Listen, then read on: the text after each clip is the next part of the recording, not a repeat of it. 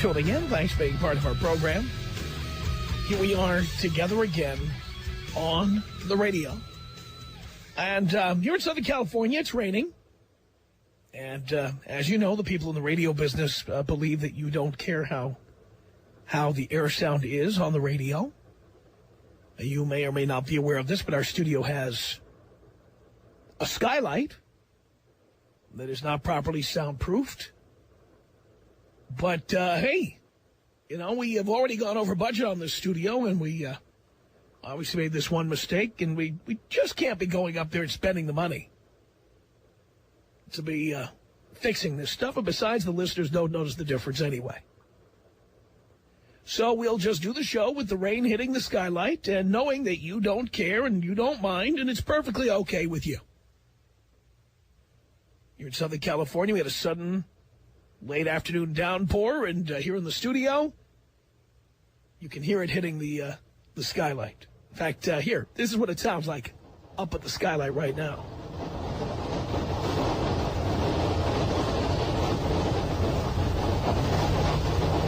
Nobody's going to mind that. Nobody.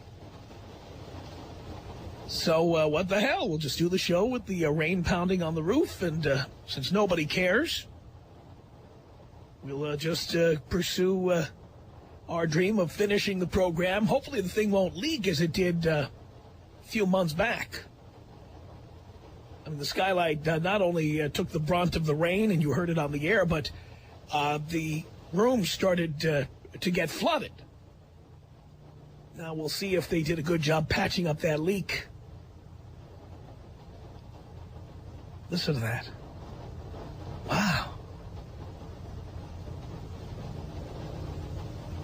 But of course, the suits in the radio business believe that air sound is unimportant. The listeners don't care. Nobody will ever notice. The management of this company is based in New York City. They probably don't even think we have rain in Southern California, so it's not an issue. And so because the suits in New York, Vinny, Guido, Vinny,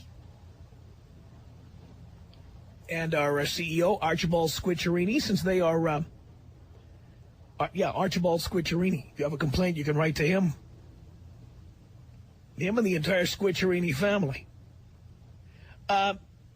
Since they think you don't care, we'll just press ahead with the show. No big deal. That's what we're going to do.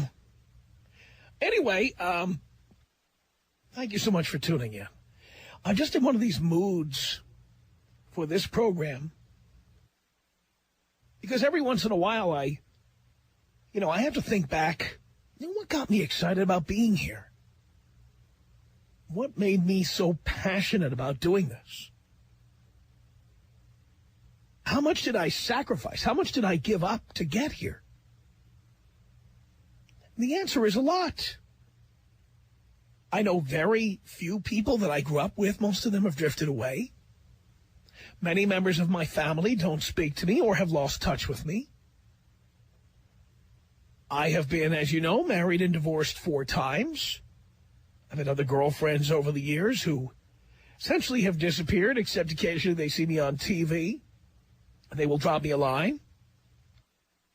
Many of them felt a little threatened by my needing to travel to become successful or move to other cities to become successful, or to make appearances where women might sidle up next to me.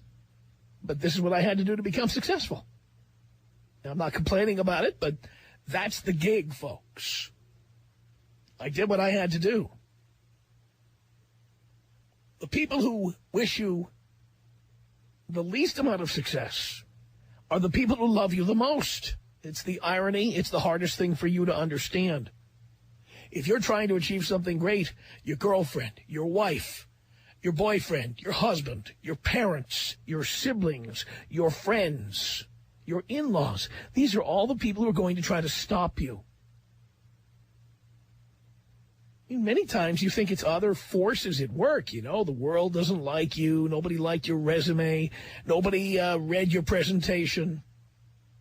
But the people who try to stop you more than anyone are the people who supposedly love you the most. The people who are most threatened by you becoming more developed as a human being, more educated, more worldly, are the people who have to look in the mirror and say to themselves, I didn't have the balls or the motivation or the ambition, and I didn't take the risks to become a more diversified, more educated, more successful individual. And rather than blaming it on themselves, of course, they blame it on you. It's that simple. Actually, it is not that simple. It's simple for me now because I've known this for many years. I've known this because I've had to give up relationships, personal relationships with girlfriends and wives, family members, friends. Many of them have fallen by the wayside over the years. The people who are still with me are the people who can handle the fact that I have become successful. Many are as successful as I am. Some of them are successful in their own right, doing what they want to do, and that's great. They don't have to want to do what I want. They don't have to want to make the same money I make. They don't have the same definition of success I do. But what they all have in common is they pretty much have done what they want to do, and they are comfortable with me doing what I want to do. And they don't feel threatened by my success. Those who are not comfortable are the ones who fell off the wagon. They fell off by the wayside. They're gone. If you wonder how to be successful, the part you put it this way. I don't say you'll never understand it. I say most people never understand it. And that's why they can't become successful while others do. It's because it's those who love you who will try to sabotage you. The people who love you will try to sabotage you. That's why I say that women are dream killers. The people who love you will try to sabotage you. And my own father tried to sabotage me because I succeeded at something he wanted to succeed at. And when he failed, when he didn't have the guts or was not willing to make the sacrifices that I made, he was determined that nobody else he had his thumb on would succeed where he failed. Then I did it anyway. And when my dad died, he had very mixed emotions about my success. The whole rest of the world said, you must be awfully proud of him. And, of course, he had to say he was. But I know he was ambivalent because I was doing what he wanted to do, in a sense. I succeeded where he had failed. Now, I say he had failed. He had failed at the career choice he had made. He did not keep his focus. He got married, had kids, and it changed his focus completely. Let me say one more thing about that. Having a good family is not a failure. If you decided to get married and you had children and you have stayed married and you have raised good kids, you are successful at something else. The thing is, that something else you have succeeded at will not guarantee you big money. It will not guarantee you, immortality in terms of your last name may survive, but immortality in terms of building a building that will last forever or writing a book that will be in the library forever or that kind of thing. But it's another form of success. Don't diss all the people who have succeeded financially and had to give up the opportunity to have a family or to keep a family together. Don't. Appreciate the success that others have. Appreciate that it's different from your success. I have friends who have kids. I have friends who are happily married. I do. They succeeded at something else. But the only people I know who have kids and have families and, wives, and they've been together a long time, are the people who understand that that's a different kind of achievement and that we have each achieved something in our own way. And they don't feel threatened by my success, and I don't feel threatened by the fact that they're a family and they're together and they're strong and they have things that I'll never have. We've each succeeded in our own way. But never forget that the people who love you are the people who want you to stay exactly who you are. They want you frozen in time. Here, let me give you an example that you'll understand. Why do we love watching sitcoms? And I mean old reruns of sitcoms. Why do we like watching Seinfeld? Why do we like watching, I don't like watching Friends, but why do so many people like watching it? Why do people like watching I Love Lucy for so many decades as a rerun? You know why? The characters never evolve. They change very little. In our minds, Kramer is going to live next door for the next 100 years. Kramer and George and Elaine, they're all going to be Jerry's pals, and they're all going to pal around together. They don't get married. They don't move to the suburbs. They don't have children. They live in the same apartment. Their hairstyles don't change. Their skin doesn't change. They always look the same. And anytime you tune in, it's like dropping in on friends who never evolve. We love that. And that's the way we want our lives to be. We do not want our friends to evolve. We want them to stay the same, reliably the same. We don't want them coming out of the closet or becoming billionaires or becoming TV stars or movie stars or rock stars. We want to walk in at any time, plop ourselves down on their sofa and ask for a beer and have it be the same as it always was. That makes us feel comfortable. Tell me you don't feel comfortable at 11 o'clock at night when you plop yourself on the sofa and Jerry Seinfeld comes on, or whatever time he comes on where you live. And one of the things that is so reassuring is that those people never change. You don't imagine Kramer having a wife and kids. You don't imagine George Costanza actually going through with his wedding. I mean, the real Jerry Seinfeld got married and had 2 kids, but the Jerry on TV will always live in his apartment with his Macintosh computer and his cordless phone with the big antenna on it and everything. He will always be living in that apartment, looking the same, dressing the same, saying the same things, and it's very comforting. Sitcoms have a lot in common with life for us. We want life to be like that. A bunch of reliable friends who are always there and never change. They never evolve. They never become any more than they are. We reliably know those people will be the same forever. Just like going back to the beginning of TV. You watch The Honeymooners, and my God, Ralph Kramden still doesn't have a new TV, still doesn't have a nicer apartment, still hasn't bought a new icebox, and there's something comforting about that. Ralph Kramden will never be better than we are, ever, and we love it. Think about it. That's how your friends think about you. They want you frozen in time, the way you were in high school, the way you were in college, the way you were at the prom. The way you were when you lived in that starter house of yours, when you were newlywed, you didn't have any kids yet. The way you were when you worked at the malt shop or the burger place or wherever you worked.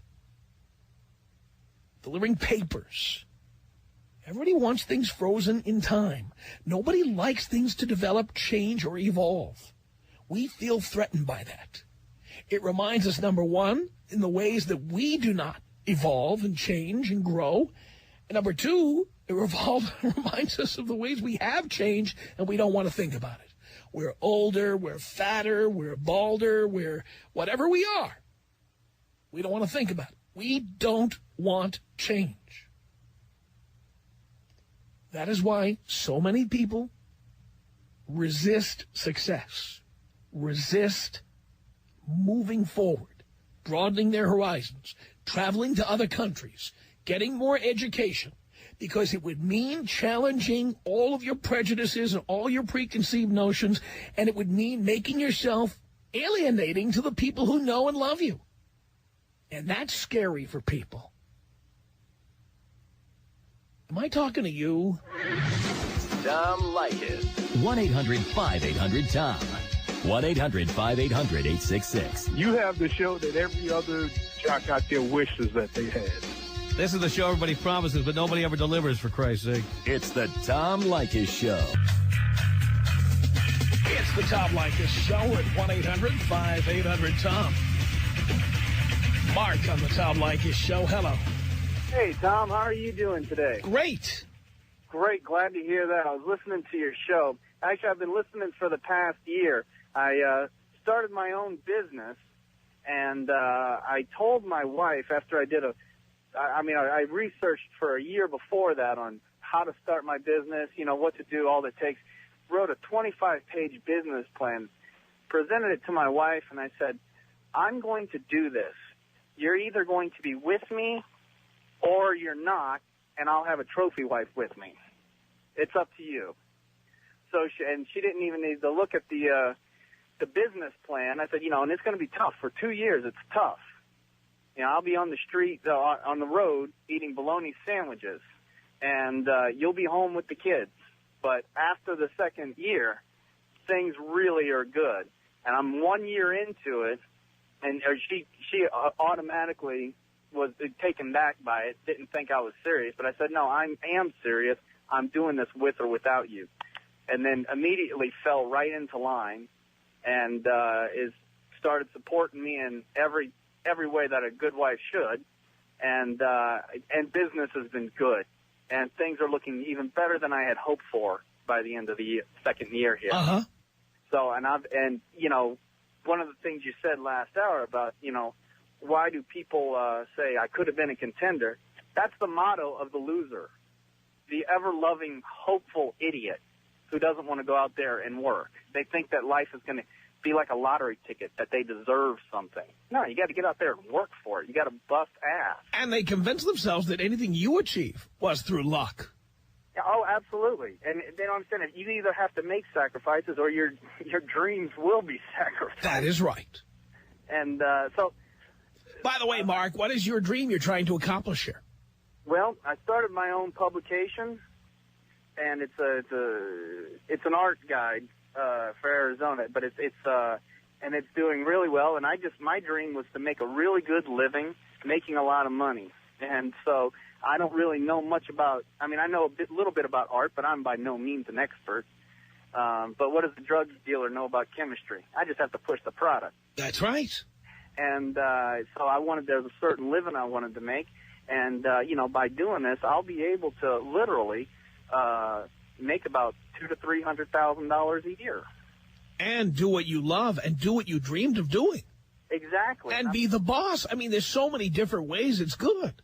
Absolutely. And I had to get out there, find out what's different, of course. What can I do that's different than anybody else? Right. But, you just get out there, you stay on it. I put about 3,000 miles on my car every month. And, just getting out there, staying in front of the customer, building the relationship. And for me, that's what it takes. And, and I'm having a great time doing it, too. Because people love me, they love my product, and I'm delivering. They're selling, they're getting more business because of the advertising they're doing with me. And hey, I love being the hero. Good for you. So, but although I got to tell you, I do have a competitor out there who I love kicking his butt, and they tell me that I haven't met him, but they tell me he looks like JFK Jr. So, in honor of that, could you take me out JFK Jr. style? Of course I can.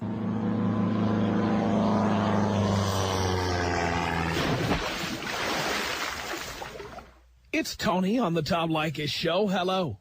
Hello, Dad. Hello, son. I'm calling because I can't agree with you more on your part. I'm married. I'm 30 years old, and my family is very supportive of my own business. But my wife's siblings, I bought a bunch of rental properties before the boom and just saved as much money as I could, bought another house, fixed it up, rented it out.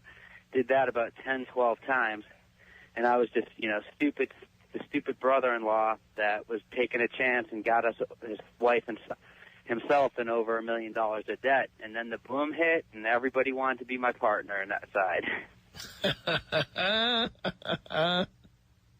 And I'm like, at this point, why would I take on a partner? I've done it all myself. I'm not going to show someone the ropes for free. And you got no support from anybody else.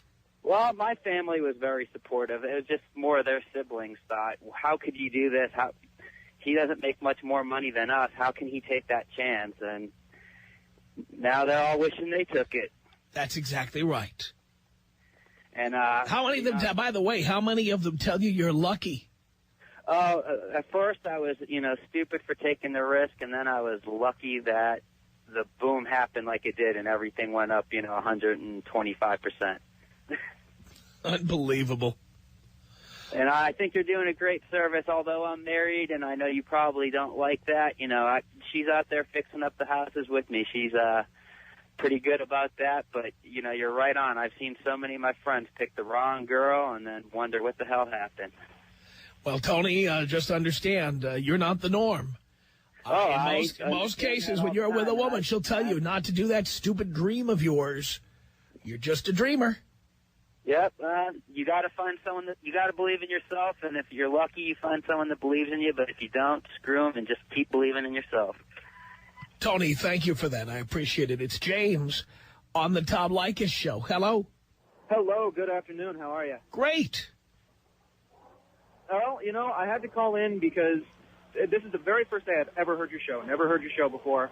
And tuned in, about an hour and a half ago and heard the topic. And I'm telling you, I'm in a very unique situation, and I completely agree with everything you're saying.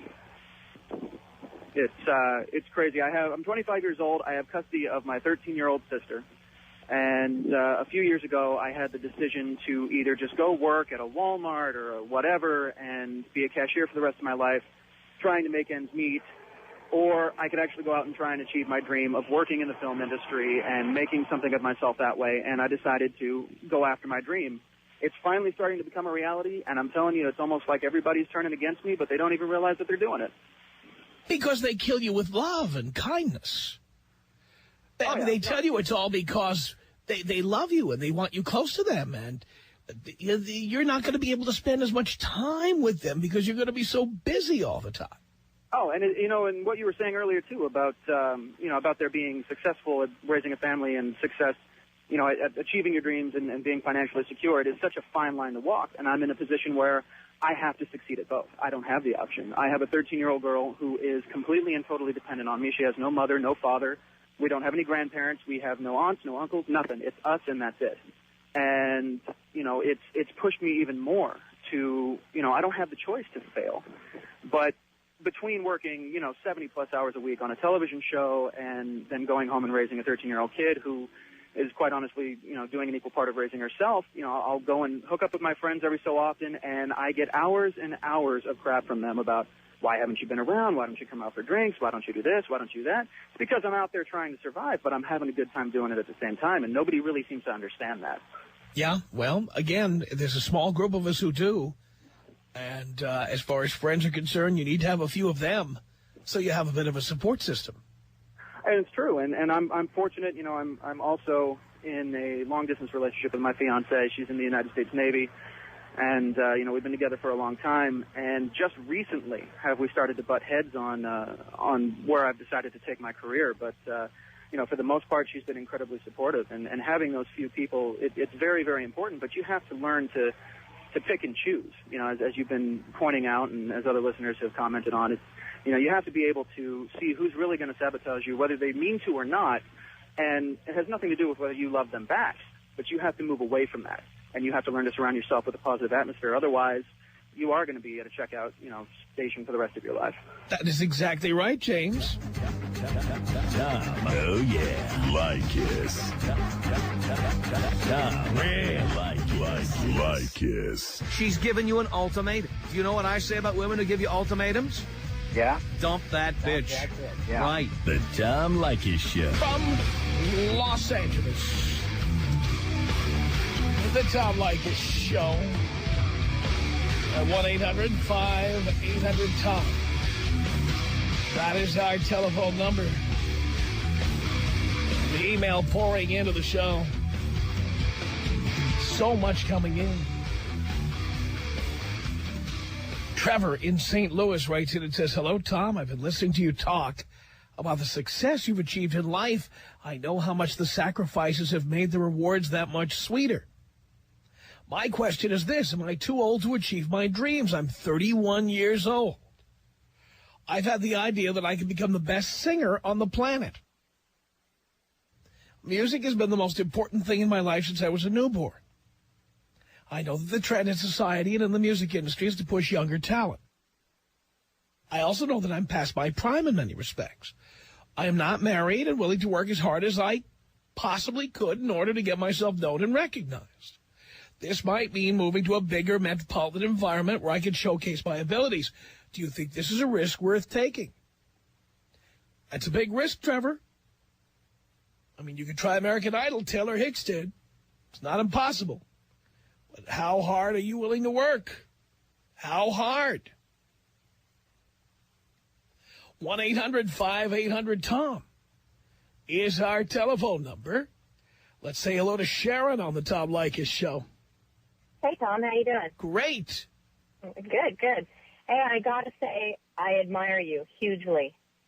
Yeah. For you to go through everything that you've gone through to get to where you are, success-wise, and, obviously you've explained it in fairly good detail. And that's amazing, and that's wonderful, and you deserve everything that you have in life, and if anybody else doesn't like it, it's just too bad. Correct. My husband comes from a similar background as you, kind of a middle-class family, and he has 2 older sisters who are exceptionally mediocre, and they've chosen to be that way. My husband, on the other hand, has chosen to pursue a career, and he makes, a decent living. It's better than the living that they're making, so they don't want to have anything to do with him. As far as they're concerned, he's just a big jerk. And like you said, the luck thing, everything that does happen to him is luck of the draw. And it gets old, and I feel bad for him. But he's finally come to accept exactly what you said, which is that's the end of it. He's done with them. That's all you can do. Well, you have 2 things you can do. You can either say that's it, that I can't have anything to do with it anymore, or you can give in to their demands and never develop, never evolve, never change, never improve. Yeah, they've both chosen mediocre lives, mediocre marriages. They pop out a kid every 12 months and then wonder why they can't make ends meet. One of his sisters is the only one of the 3 with a college education. She threw that away. She doesn't even work. When we were struggling and when we had to, borrow money from them to pay our electric bill, they loved us to pieces. But the minute we aren't doing so poorly anymore, the minute we're showing some success and more comforts in life, apparently now he's the devil. And I think that it's exactly what you said. They turn around and they look in the mirror at themselves and realize that they haven't put 1 ounce of effort into improving their own lives, and they feel crappy about it. Or, in some cases, people just decide that the most important thing in life is having a big family or a strong family, and that's fine. But then they resent all the people who had other priorities and went ahead and became something else. Well, if they were happy, I agree with you. If their idea of success is having a big family and surrounding yourself with the love of your children and your spouse and so on and so forth, that's great. But if they were happy, would they be acting the way that they're acting? Would they be putting somebody else down just because they see success in a different light? You are exactly right. Chris on the Tom Leykis Show. Hello. Tom. Chris. What a pleasure. Let me just first say, this is the best topic. I mean, I've listened to you since you came on in San Francisco. It's the best topic by far so far. I mean, for me personally. A couple callers ago said that for all those guys who say they wish, I could have been a contender, I kind of feel like one of those guys, but I also feel like it's not too late for me. Had my first daughter, or had a daughter when I was 18 years old. Not the smartest thing to do, but it happened. And, now I have a 3-year-old son. I'm not the most successful person in the world.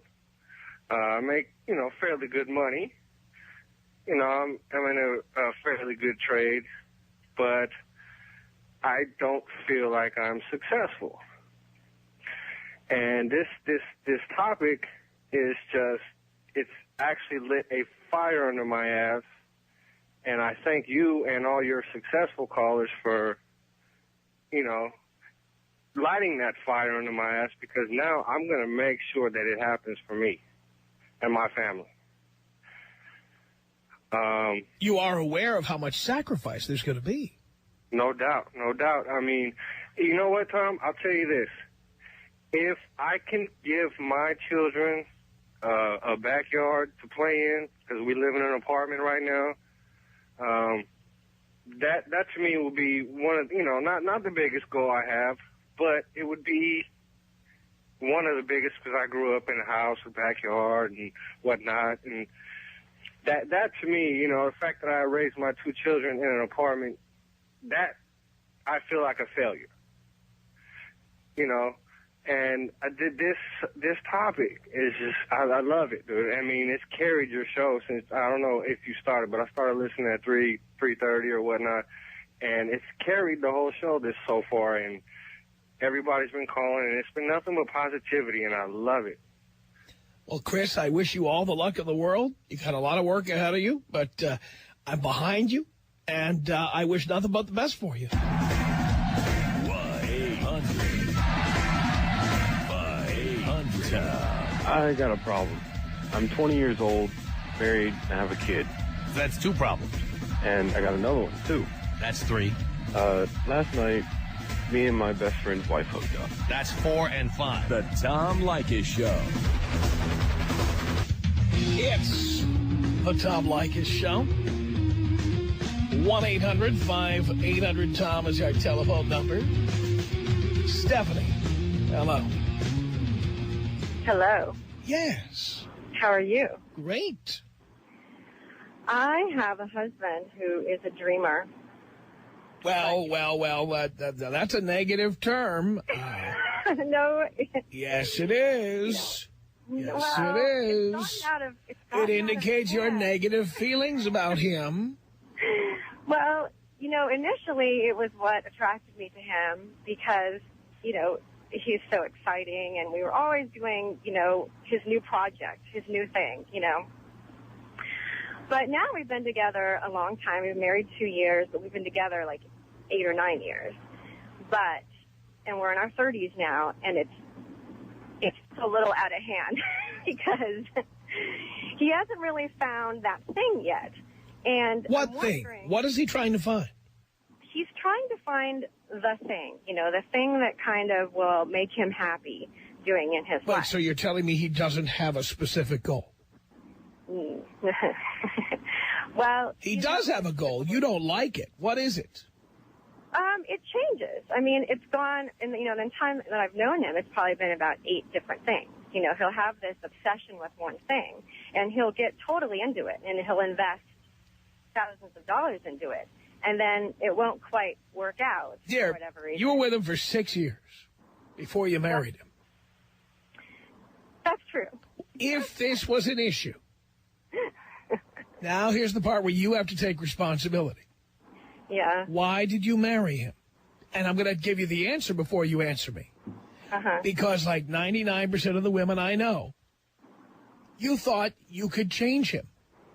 Or you thought you could nag him into changing. Or you thought he would evolve on his own. Yeah, I think it's the latter. But after 6 years of being with him, you knew who he was. Yeah, you're right. I did. And that's kind of what I'm sort of coming to now. And, especially Well, you should have come to it before you married him. I know. But I never thought that, I seriously did not think it would come to this. Why not? Because now. Why not? That's who he is. But he's held down jobs before. He just gets But he was that way for 6 years. Yeah. And you married him anyway. But do you think that he's just not, It doesn't matter what he is. You're not going to change it or fix it. You knew what it was, and you signed up under the mistaken impression he would change for you. Yeah, but now, And you were wrong. Because I pay for everything Well, right now. dear, you signed up for that. And you knew what it was before you married him. Why don't you want to take responsibility for this? Because he's like the best thing in my life. Well, that's part of the package, dear. Yeah. Take it or leave it. And then I just feel like I'm too old to start over. These are all things you should have been saying to yourself 2 years ago, but you didn't. Our email address is tom@blowmeuptom.com. The Tom Leykis Show.